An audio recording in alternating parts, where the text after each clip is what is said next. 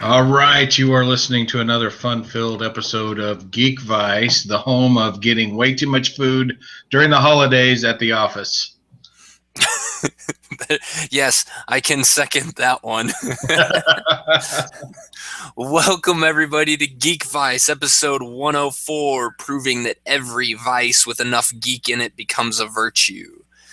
I'm Morph. That guy over there is Kip. How are you doing, Kip? I'm doing pretty well for a Monday. That's right. Monday. But it's a short week, so I'm okay with that. That makes it even better. I got one more day this week. One more. I got two more. I took a day off because the kids are out of school on Wednesday, so I took that day off to stay home with the kids. Well, I don't go to work until later tomorrow morning because our furnace broke down over the weekend and they had to order a part and it came in, so they're installing it tomorrow morning. Awesome, very awesome. So, Kip, what's you been doing this last weeks? Well, I've been doing a lot of Netflixing, and also I've been playing a lot of Call of Duty and Star Wars Battlefront. So, which one wins? I am still a Call of Duty guy. Oh, Um, Battlefront is fun, but it's also very frustrating at times. The maps are way too big, and if you get killed, you get thrown way back away from the battle somewhere, and you're just running and running and running, and then you get ambushed, and then you get to start over and run and run and run. yeah, I can see that as being a problem. A little tedious at times, I'm sure. Yeah, it's very tedious. It's very frustrating. But so I will still play when like Doug and Eddie are on, so I can Yeah. be in a party with them. But if it's just me, I'm picking the Call of Duties. Ooh, the duty time. It's all about the duty. Well, that's kind of, that's not what I was expecting. I actually thought maybe Battlefront would be able to pull you away from Call of Duty just on the sheer Star Wars factor of it. But, I mean, there's a reason why Call of Duty has lasted this long. Yeah, there is, and this rendition has been better than their last few releases. And Battlefront is cool for the different types of missions you can do and things like that. And you get to be a stormtrooper or a rebel, or you get to fly in an X-wing or something like that, which is pretty cool. But if you're doing the pure multiplayer uh, Call of Duty kind of games, which I really like, it just makes you angry after a while. Yeah. Especially if you're bad at it, like I am. You get killed, and then you get to run and run and run and run, and then you get killed, and then you run and run and run and run. And after a while, you realize I've died 5 times, haven't fired my weapon once. This is dumb. And Yeah.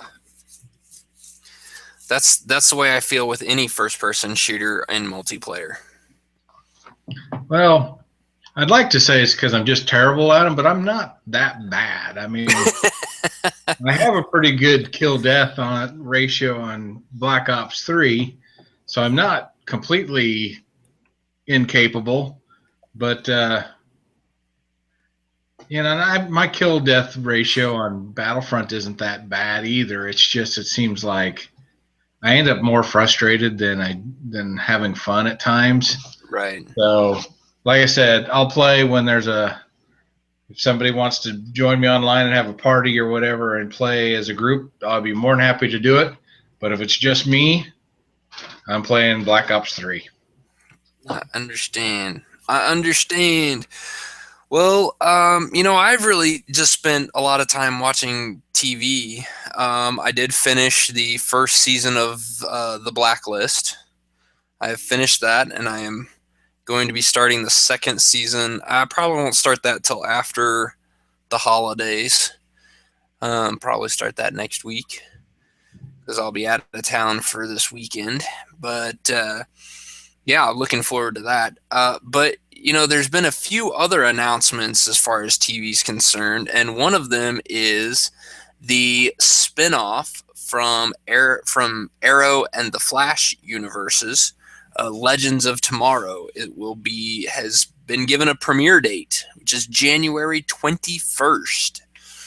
So late January, we finally get to see the team up between the Atom and Captain Cold and Heatwave and all these other people. Sweet. That's what I need, another TV show. But I am looking forward to this. I think it's going to be a lot of fun. Hopefully, I don't fall as far behind on that as I have everything else. Because, damn, every time I turn around, I'm finding a new show I like or whatever. Yeah. And there's not enough viewing hours in the day to get caught up, it seems like.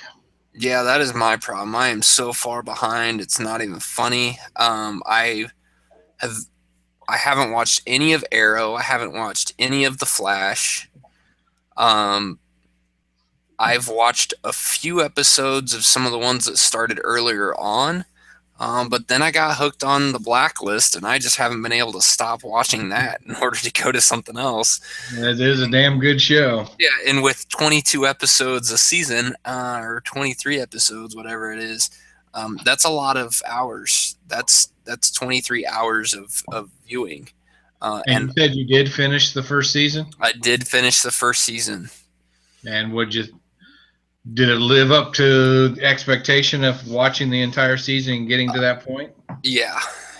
I mean, I would say that the season finale was a little, it left a little bit to be desired. I kind of expected the Berlin character to for there to be a little bit more to it. I saw it coming. Like I saw the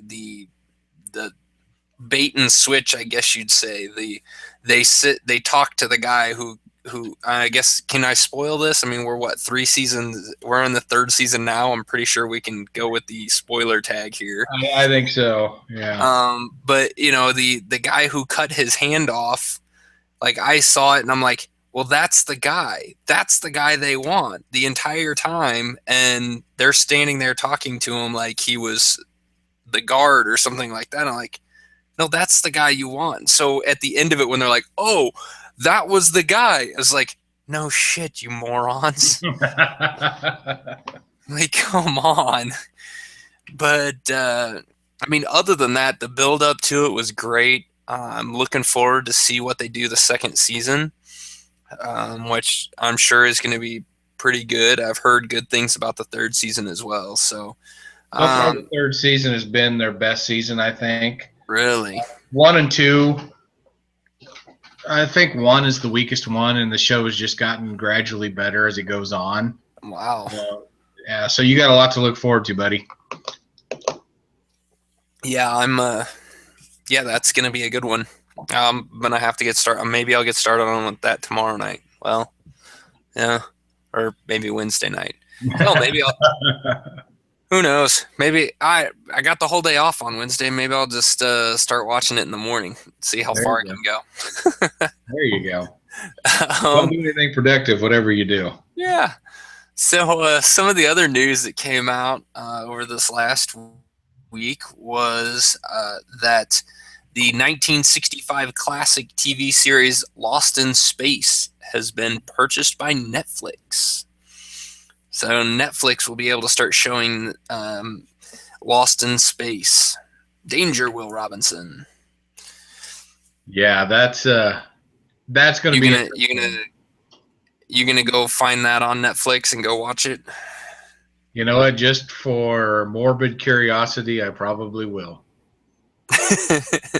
Well, and I think it's interesting. I mean, there's a lot of people that have, we've heard about the bidding wars for Seinfeld and Simpsons and all this stuff to provide it streaming. So I'm kind of curious that, a 1965 TV show is one of those that has multiple bidders. And I'm curious to see how many people actually go and watch it. I'd be curious to see. Netflix they probably will never release any of those numbers, but I'm always kind of curious to who's watching what and what their what they dedicate resources to, if you know what I mean. Yeah. Well, some things happen, and as usual, I love stuff like that, so we'll see what goes on. Yeah, yeah.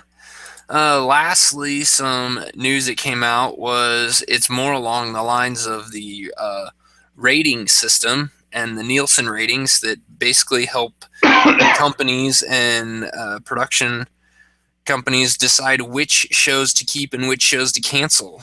And news has come out that Fox is becoming one of the first broadcast networks to stop reporting overnight ratings. So there's been a few other channels like FX and HBO that have stopped doing this as well, but Fox is the first. I guess you'd call it like what are they called? Like prime channels, ABC, NBC, Fox. Your local stations, but national coverage type thing. They basic cable, I guess, is what you'd call it. But these guys are now going to basically ignore the ratings on who watches it basically day of. So from a report, they said that more than a third of the younger audiences watched a Fox show within a week that it aired, not on the first night. So to me, I think this is a huge step in recognizing that people are not watching live TV, and that live TV shows are a dying breed. My personal opinion is that eventually we're going to see things like like what Netflix has done with Jessica Jones and Daredevil, where they just on the night of release, they release all the episodes for the entire season and let people just go to town and watch it as much as they want. I could see something where maybe they split it up and they do like, okay, here's 4 episodes, and maybe do it in quarters. So like 4 episodes every 3 months as opposed to 13 episodes for a year or two.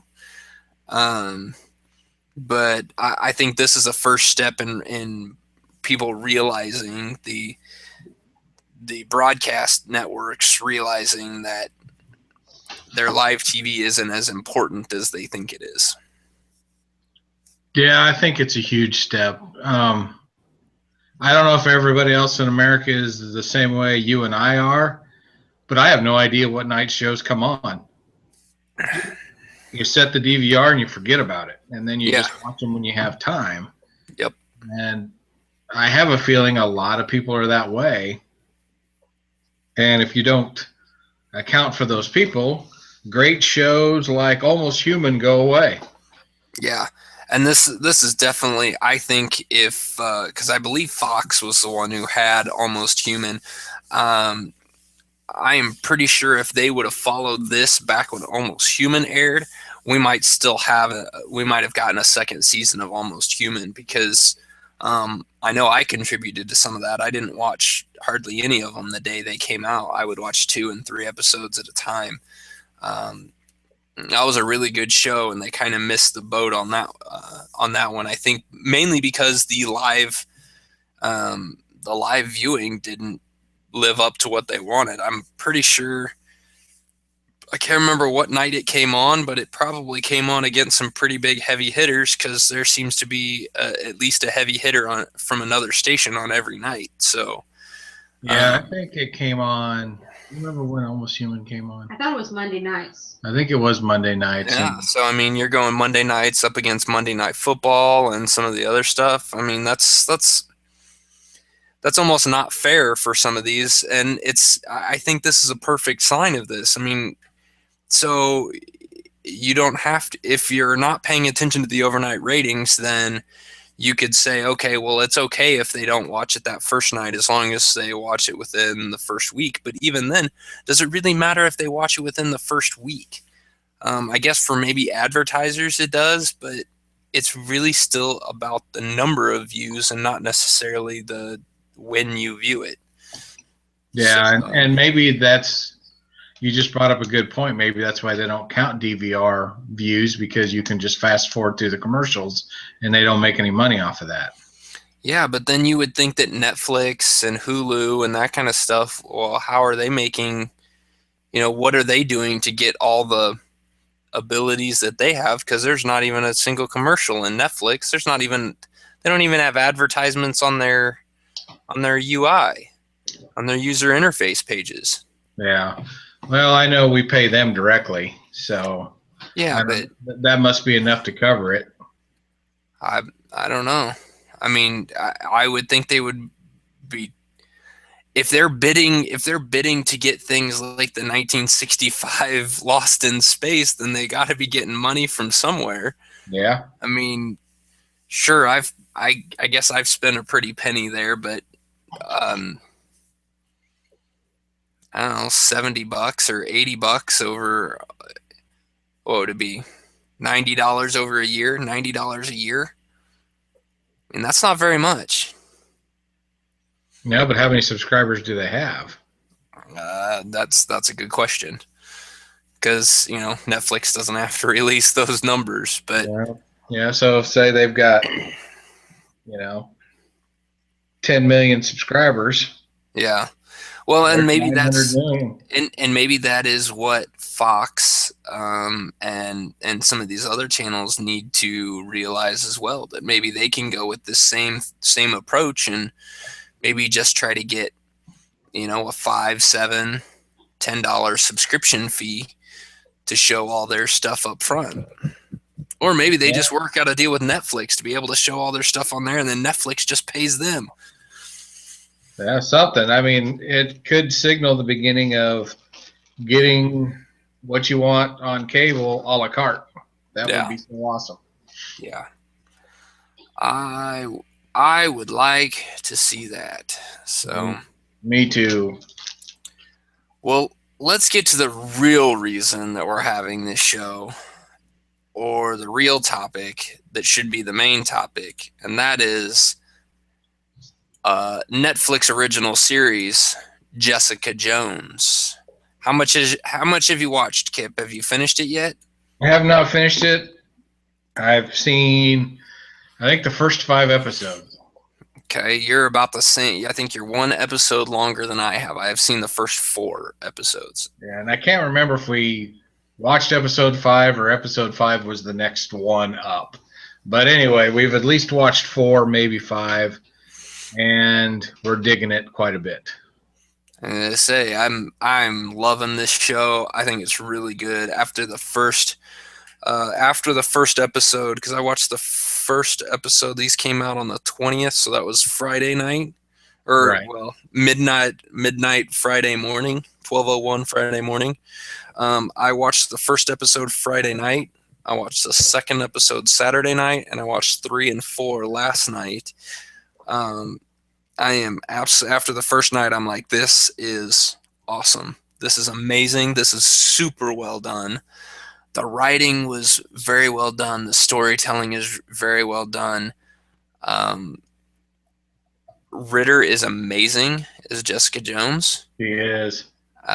Luke Cage is cast Mike beautifully. Colton.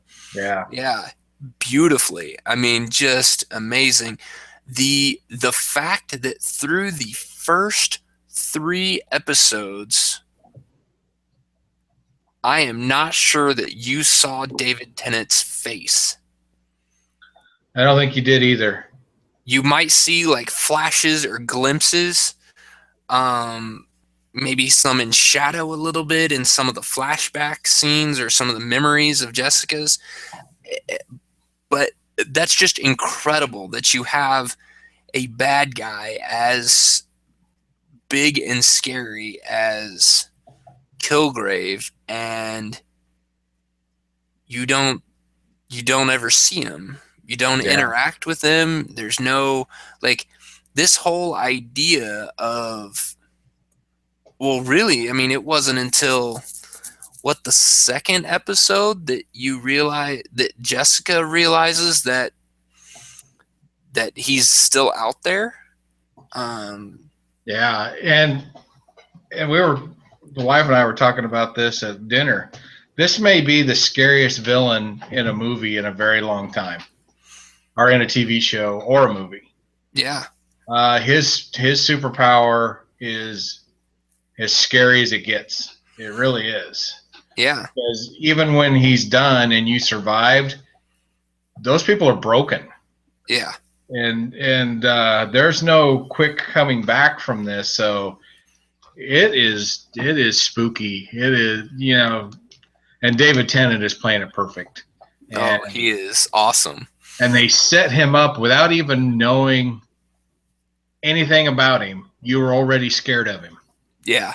Because of, just the foreshadowing and Jessica Jones' nightmares and all the stuff that's going on. All of a sudden you're like, I don't know who this guy is, but he may be the worst thing ever. And then as the show continues on, you realize he is the worst thing ever. Yeah. So it's phenomenal.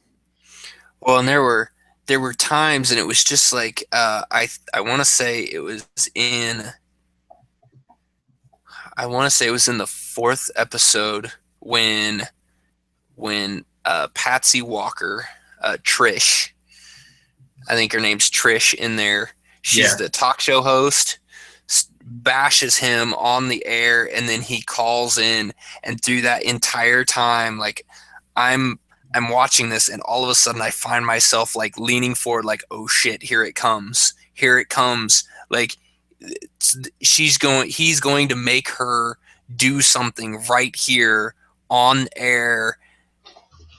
It was like that anticipation of it's going to happen, and then nothing happens. And he just kind of hangs up the phone and moves on. And you're just like, whoa, that made it scarier, didn't it? Yeah. I'm like, oh man. Like, and just you kind of felt as Jessica and Trish are walking out, like walking out of the theater, or walking out of the, whatever it's called, studio. And that guy, that fan, comes up and grabs her. I mean, I was even going, oh, there he is. That's the guy. He's going to get her. Like, he's got a bomb in that backpack. And then sure enough, she lays him out, and he's just some fan. And you're just like, oh my God, they did it again. It's like, with this power, I think Luke Cage says it best in one of the episodes where him and Jessica are laying in bed, and she makes the comment about, don't you think there could be, there's people like us out there that have these powers. Don't you think there's, there could be a guy out there who could control your mind? And Luke Cage makes the comment that their powers, Jessica and his powers, are powers that you can see. Like, I can see my skin being unbreakable. I can see super strength. I can't see somebody messing with minds. Yeah. Like, so it just brings that idea down that it really is. It could be anybody. That paranoia that Jessica feels is real. Like, it's unavoidable. I mean, and they do a really good job of making you feel like that while you're watching the show. Well, yeah, and because his power is what it is, he could have easily, to anybody, implanted like a trigger word or phrase or something, and these people have no idea that it's there. And they could go on for months or years, and all of a sudden that happens, and then they completely lose it.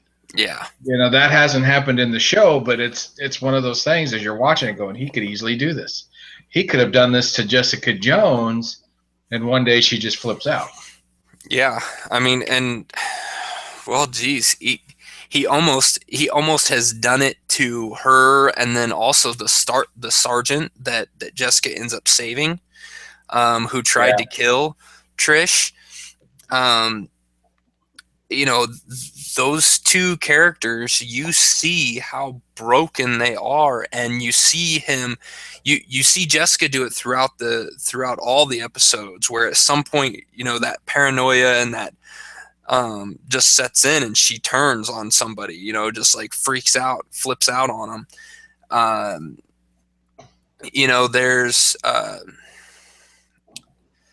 there's scenes where the sergeant is walking into Jessica Jones's like apartment building, and there's the drug addict over to the side, and the sergeant flips out on him and just kind of gets up in his face. And yeah, it's good. It is really good. I have already recommended this to several of my neighbors. Pretty much anyone I talk to, I recommend watching Jessica Jones. I also recommend do not watch this with any kids around. Much like Daredevil, this show is not rated and is on Netflix for a reason. This show could not be done on TV other than maybe HBO or Showtime. It's just not possible. No, there's too many adult themes, violence and sex, that it could not reasonably have it on primetime television. But I was actually surprised the amount of sex that's in it, considering it's a Marvel thing. Yeah. At least they're doing it tastefully. It's not over the top. There's really no nudity. No. So, No, it's they do a pretty good job. At least this far, 4 episodes in, so I'm what, a third of the way through with this. Not even a third of the way through the season, and I would compare I would say with the amount of violence was in Daredevil. Instead of that amount of violence or that hard of violence being in Jessica Jones, it's the sex that is equivalent to Daredevil's violence. There's, it's almost over the top with how much that's there. But I feel like it's there for a point. Like it's there as, I think it's there for the magnetic attraction between her and Luke Cage. Yeah. I think it's there to show that they can't help themselves around each other. Well, and they're the only ones that can actually let their guard down around each other. Jessica Jones has superhuman strength, and Luke Cage is unbreakable. Which I loved that line in there too, that she can try to break him, but he's unbreakable. Yeah. And I thought that was great. That was a great line. So I mean, it's just kind of that idea that these two are meant for each other. They're supposed to be. I do like how they've added the conflict, which, as far as I know, is something that is just in the Netflix series. I don't know that this was in any of the comic books, but the fact that Jessica Jones has apparently killed Luke Cage's wife, that's new as far as I know, but I like it. I mean, I think that adds to the conflict, and it adds to the emotional trauma that Jessica Jones has with everything that she did under Kilgrave's control, and now trying to live with all that. Yeah.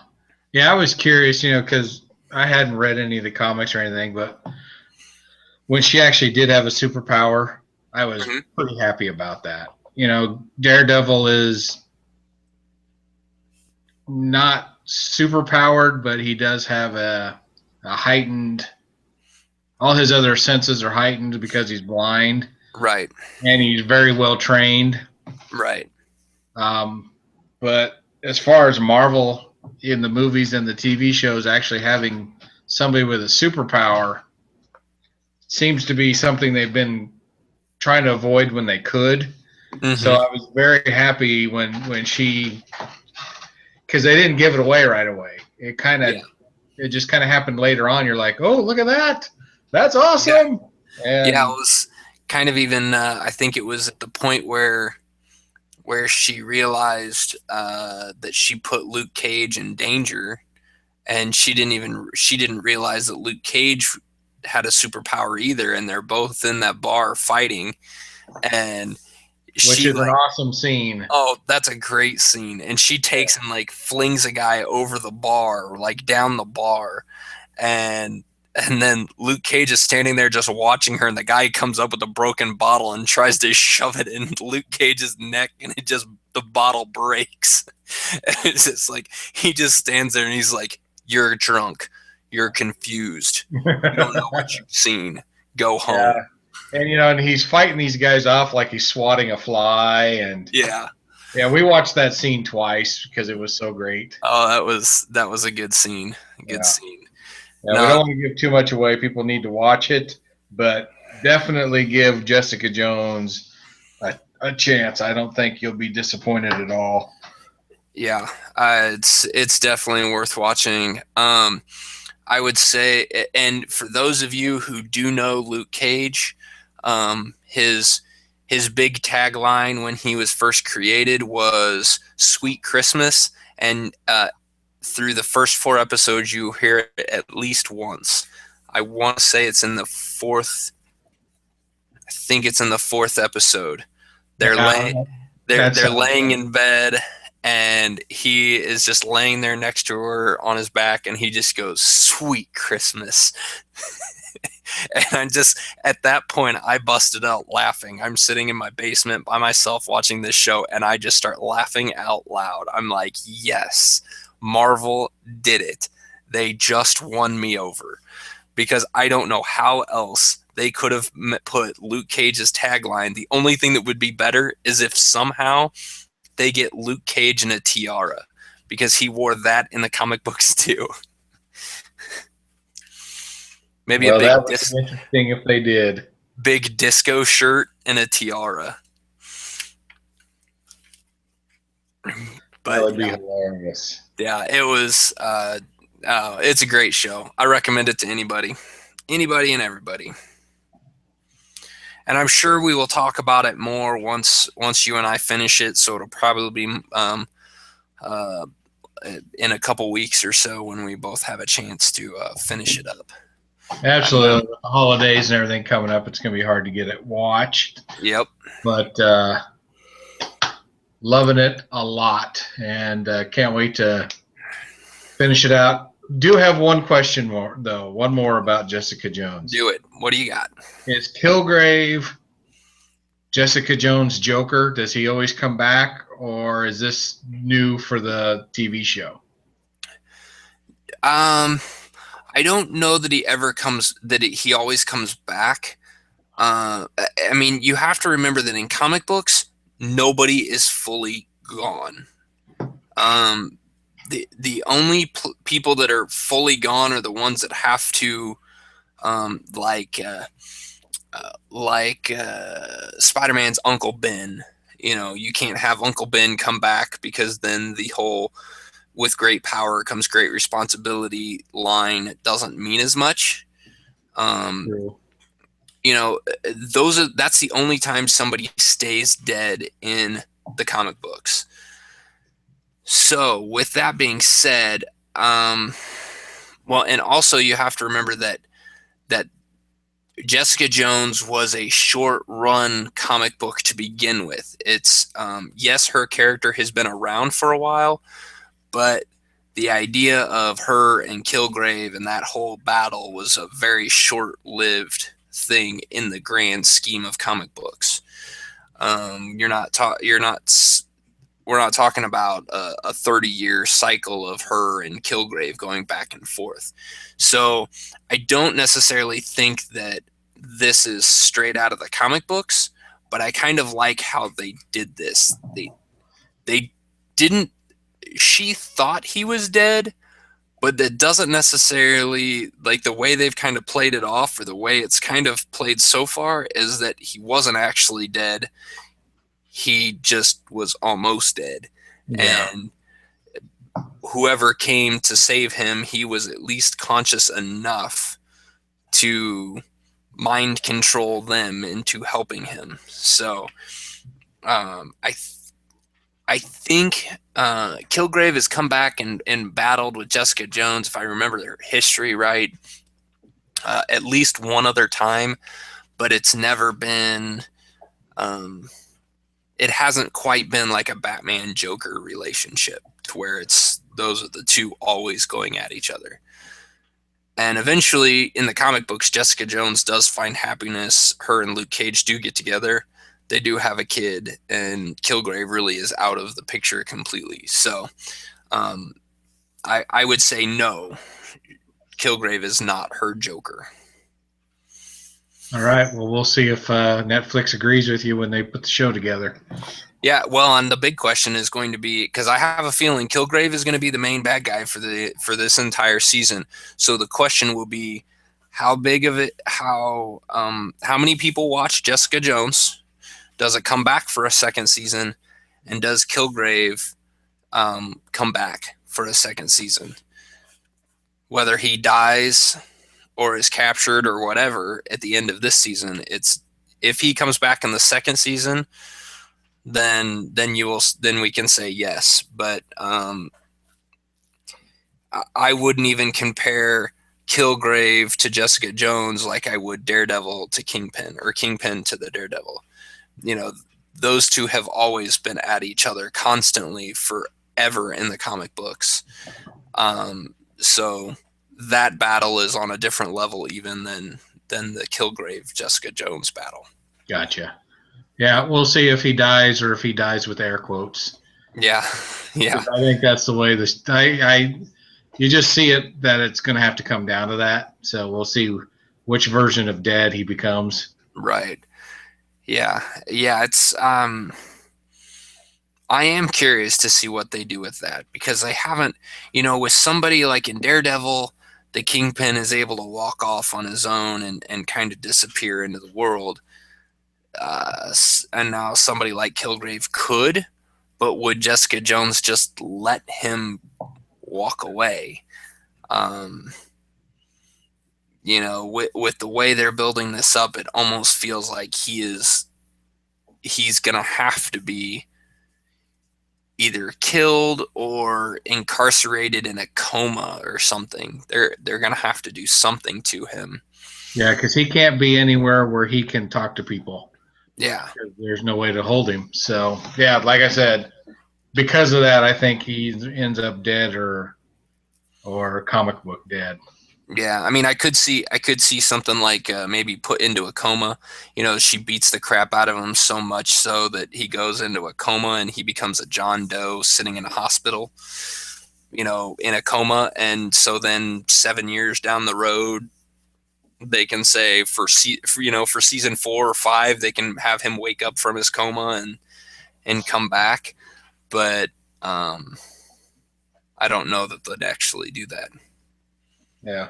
Well, I guess we'll find out. We will have to see. And I'm sure there's some people out there that already know the answer to this because they've already finished the first season.